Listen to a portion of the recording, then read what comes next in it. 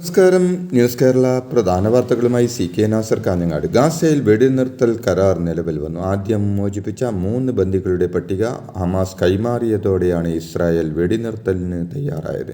2023 October 7 ഇസ്രായേലിനെതിരെ Hamas സായുധ സംഘത്തിൻ്റെ ആക്രമണം തുടങ്ങിയത്. ജനുവരി 15 ഇസ്രായേലും ഹമാസും തമ്മിലുള്ള വെടിനിർത്തൽ കരാറിന് അംഗീകാരം ലഭിക്കുകയും ഇന്നലെ കരാർ പ്രാബല്യത്തിൽ വരികയും ചെയ്തു. അതേസമയം ഹമാസ് മോചിപ്പിച്ച 3 പേരും ഇന്നലെ ജന്മനാട്ടിൽ തിരിച്ചെത്തി. ഹമാസ് റെഡ് ക്രോസിന് കൈമാറിയ യുവതികളെ ഇന്ത്യൻ സമയം ഇന്നലെ രാത്രി 9:30 ഇസ്രായേൽ അതിർത്തിയിലെത്തിച്ചത്. തുടർന്ന് ടെൽ അവീവിലെത്തിക്കുകയായിരുന്നു. ബന്ദികളെ ഇസ്രായേൽ സൈന്യത്തിന് കൈമാറിയ വാർത്ത അറിഞ്ഞതോടെ ഇസ്രായേലിൽ ആഹ്ലാദ പ്രകടനങ്ങൾ നടന്നു.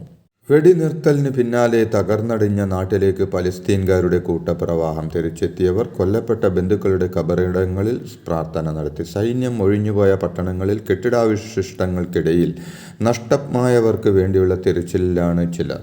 ഇസ്രായേൽ ആക്രമണത്തിൽ ഗാസയിൽ ഇതുവരെ ഹമാസിന്റെ ഉന്നത നേതാവടക്കം 46,913 പാലസ്തീൻകാരാണ് കൊല്ലപ്പെട്ടത്. 11,750 പേർക്ക് പരിക്കേൽക്കുകയും ചെയ്തു. 23 ലക്ഷത്തോളം വരുന്ന ജനങ്ങൾ ഭവനരഹിതരാകുകയും ചെയ്തു. അതേസമയം ഗാസയിലെ യുദ്ധത്തിൽ 400 സൈനികർ കൊല്ലപ്പെട്ടെന്നാണ് ഇസ്രായേൽ കണക്ക്.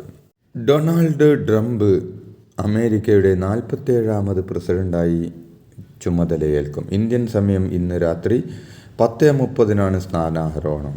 തെരഞ്ഞെടുപ്പിൽ ഡെമോക്രാറ്റിക് പാർട്ടി കമലാ ഹാരിസിനെ തോൽപ്പിച്ചാണ് ട്രംപ് 2ാം തവണയും പ്രസിഡന്റായത്. കാലാവസ്ഥ കണക്കിലെടുത്ത് ഡൊണാൾഡ് ട്രംപിന്റെ സ്ഥാനാരോഹണ ചടങ്ങുകൾ ക്യാപിറ്റൽ മന്ദിരത്തിലേക്ക് മാറ്റി. വാഷിംഗ്ടണിൽ -6°C താപനില താഴ്ന്നതിനാലും നാളെ വാഷിംഗ്ടണിൽ -12°C തണുപ്പ് പ്രവഹിക്കുന്ന സാഹചര്യത്തിലുമാണ് ഈ അസാധാരണ നടപടിയെന്ന് അധികൃതർ അറിയിച്ചു. കൂത്താട്ടുകുളം നഗരസഭയിൽ അവിശ്വാസ പ്രമേയം ഇന്നലെ ചർച്ചയ്ക്കെടുക്കാനിരിക്കെ കൗൺസിലർ കലാരാജുവിനെ തട്ടിക്കൊണ്ടുപോയെന്ന കേസിൽ പോലീസ് കേസെടുത്തു. CPM കൂത്താട്ടുകുളം ഏരിയ സെക്രട്ടറി, നഗരസഭാ chairperson, vice chairman, party local secretary എന്നിവരടക്കം 45 പേരാണ് പ്രതികൾ. നഗരസഭയിലെ CPM കൗൺസിലർ കലാരാജുവിൻ്റെ കുടുംബം നൽകിയ പരാതിയിലാണ് പോലീസ് കേസെടുത്തത്. കൂത്താട്ടുകുളം നഗരസഭയിലെ അവിശ്വാസ പ്രമേയത്തിനിടെ തന്നെ CPM തട്ടിക്കൊണ്ടുപോവുകയായിരുന്നുവെന്ന് കലാരാജു. തൻ്റെ കാറിൽ കുടുങ്ങിയപ്പോൾ വെട്ടിത്തരാമെന്ന് മകനേക്കാൾ പ്രായം കുറവുള്ള CPM പ്രവർത്തകൻ ഭീഷണിപ്പെടുത്തിയെന്ന് അവർ പറഞ്ഞു. തട്ടിക്കൊണ്ടുപോയെന്ന പരാതിയിൽ പോലീസ് കേസെടുത്തതിന് പിന്നാലെയാണ് കലാരാജുവിൻ്റെ പ്രതികരണം. വാഴ്ത്തുപാട്ട് വിവാദത്തിൽ മുഖ്യമന്ത്രിക്കെതിരെ രൂക്ഷ വിമർശനവുമായി K. സുധാകരൻ രംഗത്ത്. പുകഴ്ത്തും പാട്ട് കേട്ട് കയ്യും വീശി ആ വഷളം നടന്നില്ലേ എന്നും കേരളത്തിൽ ഏതെങ്കിലും ഒരു രാഷ്ട്രീയ നേതാവ് ഇത്തരത്തിൽ ചെയ്തിട്ടുണ്ടോ എന്നും നാണവും മാനവും ഉളുപ്പുമില്ലാത്ത മുഖ്യമന്ത്രിയാണ് കേരളം ഭരിക്കുന്നതെന്നും സുധാകരൻ വിമർശിച്ചു. മക്കൾക്ക് വേണ്ടി കോടാനുകോടികൾ കട്ടുണ്ടാക്കുക എന്നതാണ് ലക്ഷ്യമെന്നും നാടിനും നാട്ടാർക്കും പാർട്ടിക്കാർക്കും വേണ്ടാത്ത മുഖ്യമന്ത്രിയാണ് പിണറായി വിജയനെന്നും അദ്ദേഹം ആരോപിച്ചു. മുഖ്യമന്ത്രി പിണറായി വിജയൻ പകരം വെക്കാനില്ലാത്ത ചരിത്ര പുരുഷനാണെന്നും എല്ലാ വേട്ടയാടലുകൾക്കും കുരിശിലേറ്റുകൾക്കും ശേഷം ഉയർത്തെഴുന്നേറ്റ് വന്ന ഒരു മനുഷ്യനെ അദ്ദേഹത്തിൻ്റെ കഴിവുകൾ വെച്ച് പ്രശംസിക്കുമ്പോൾ അതിൽ അസഹിഷ്ണുക്കളാവേണ്ട കാര്യമില്ലെന്നും മുതിർന്ന CPM നേതാവും കേന്ദ്ര കമ്മിറ്റി അംഗവുമായ EP ജയരാജൻ പറഞ്ഞു. പല പ്രതിസന്ധി ഘട്ടത്തിലും കേരളത്തിലെ ജനങ്ങളെ കൈവിടാതെ നടപ്പാക്കിയ വികസന പ്രവർത്തനങ്ങളെ ആർക്കും പറയാനാവില്ലെന്നും മുഖ്യമന്ത്രിയെ പ്രശംസിക്കുന്നതോ അദ്ദേഹം ചെയ്ത കാര്യങ്ങളെ പാട്ടിൻ്റെ രൂപത്തിൽ അവതരിപ്പിക്കുന്നതോ തെറ്റാണെന്ന് കരുതാനാകില്ലെന്നും EP പറഞ്ഞു. വയനാട്ടിലെ DCC ട്രഷററായിരുന്ന NM വിജയൻ്റെ ആത്മഹത്യയുമായി ബന്ധപ്പെട്ട കേസിൽ MLA IC ബാലകൃഷ്ണൻ അടക്കം 3 കോൺഗ്രസ് നേതാക്കൾക്ക് മുൻകൂർ ജാമ്യം. DCC പ്രസിഡന്റ് LD അപ്പച്ചൻ, മറ്റൊരു കോൺഗ്രസ് നേതാവ് KK ഗോപിനാഥ് എന്നിവർക്കാണ് മുൻകൂർ ജാമ്യം ലഭിച്ചത്. ബോബി ചൊമ്മണ്ണൂർ വിഷയത്തിൽ അഭിപ്രായം പറഞ്ഞതിന് വനിതാ കമ്മീഷനും യുവജന കമ്മീഷനും തന്നെ വേട്ടയാടുന്നുവെന്ന് രാഹുൽ ഈശ്വർ പറഞ്ഞു. ഹണി റോസിനോട് പെരുമാറ്റ നയവും രാഹുൽ ഈശ്വറിനോട് ചിറ്റമ്മ നയവുമാണെന്നും തനിക്കെതിരെ കേസെടുത്ത യുവജന കമ്മീഷൻ തൻ്റെ ഭാഗം കേൾക്കാൻ തയ്യാറായില്ലെന്നും പറഞ്ഞ രാഹുൽ ഈശ്വർ ഇവിടെ പുരുഷ കമ്മീഷൻ വേണമെന്നും ജനുവരി 30 മുതൽ പുരുഷ കമ്മീഷന് വേണ്ടിയുള്ള ക്യാമ്പയിൻ ആരംഭിക്കുമെന്നും പറഞ്ഞു. ഡ്രൈവർമാർ നന്നാവുകയും മനസ്സുവെക്കുകയും ചെയ്താൽ ഡീസൽ ചെലവിൽ പ്രതിവർഷം 77 കോടി രൂപ ലാഭിക്കാനാകുമെന്ന് KSRTC കഴിഞ്ഞ ദിവസം വിവിധ യൂണിറ്റുകളിലേക്ക് അയച്ച സർക്കുലറിലാണ് ഈ പുതിയ നിർദ്ദേശം നൽകിയിരിക്കുന്നത്. എറണാകുളത്തെ KSRTCയുടെ പുതിയ ബസ് സ്റ്റാൻഡ് സ്ഥിരം വെള്ളക്കെട്ടുണ്ടാകുന്ന സ്ഥലത്ത് തന്നെ നിർമ്മിക്കുന്നതിൽ വിമർശനവുമായി ദുരന്ത നിവാരണ വിദഗ്ധൻ മുരളി തുമ്മാരുകുടി.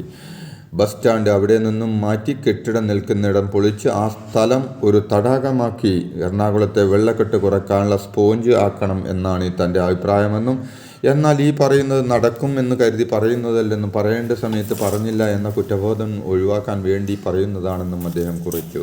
കൊച്ചി ഉൾപ്പെടെ കേരളത്തിലെവിടെയും ഇനി നടത്തുന്ന പദ്ധതികൾ കാലാവസ്ഥാ വ്യതിയാനത്തിൻ്റെ ലെൻസിലൂടെ കൂടി പഠിക്കേണ്ടതുണ്ടെന്നും അദ്ദേഹം പറഞ്ഞു.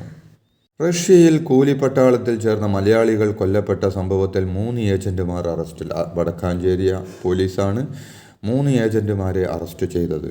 UDF പ്രവേശനവുമായി ബന്ധപ്പെട്ട് തൃണമൂൽ നേതാവായ PV അൻവർ, കോൺഗ്രസ് ലീഗ് നേതാക്കളായ KC Venugopal, K Sudhakaran, VD Satheesan, PK Kunhalikutty എന്നിവർക്ക് കത്തയച്ചു. തിടുക്കത്തിൽ തീരുമാനം വേണ്ടെന്ന് നേതാക്കൾ പറഞ്ഞിരുന്നെങ്കിലും PV അൻവർ കത്ത് തരട്ടെ എന്ന് കൂടിയാലോചിച്ച് തീരുമാനിക്കാമെന്നായിരുന്നു കോൺഗ്രസ് നേതാക്കളുടെ ഇതുവരെയുള്ള നിലപാട്.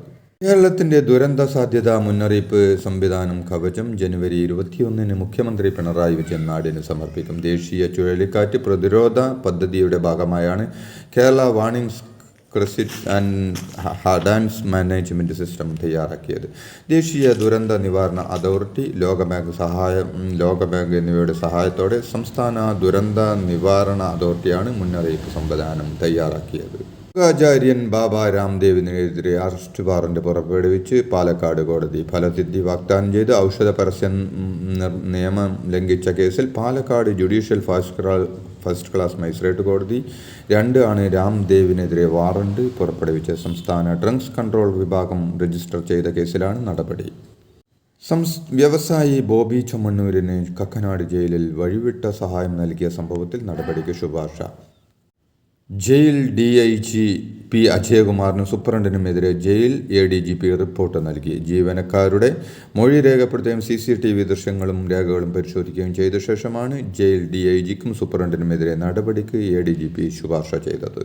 ഗുരുവായൂർ ക്ഷേത്രത്തിൽ 1 മാസത്തെ ഭണ്ഡാരം വരവായി 7.5 കോടി രൂപ ലഭിച്ചു. ഇത് റെക്കോർഡാണ്. കഴിഞ്ഞ ജൂണിലാണ് 7 കോടിയിലധികം വരുമാനം ലഭിച്ചത്. സാധാരണ 5 മുതൽ 6 കോടി രൂപ വരെയാണ് ഭണ്ഡാരം വരവായി ലഭിക്കാറുള്ളത്. കൂടാതെ 3 കിലോ 906 ഗ്രാം സ്വർണവും 25 കിലോ 830 ഗ്രാം വെള്ളിയും ലഭിച്ചു.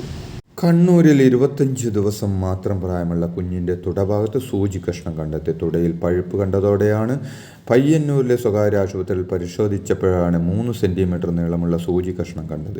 പരിയാരം ഗവൺമെൻറ് മെഡിക്കൽ കോളേജിൽ നിന്ന് പ്രതിരോധ കുത്തിവയ്പ് എടുത്തപ്പോൾ വന്ന പിഴവാണെന്ന് കാട്ടി പെരിങ്ങോം സ്വദേശിയായ പിതാവ് ശ്രീജു മുഖ്യമന്ത്രിക്ക് പരാതി നൽകി. ഇതോടെ ഇന്നത്തെ പ്രധാന വാർത്തകൾ സമാപിച്ചു. നന്ദി, നമസ്കാരം.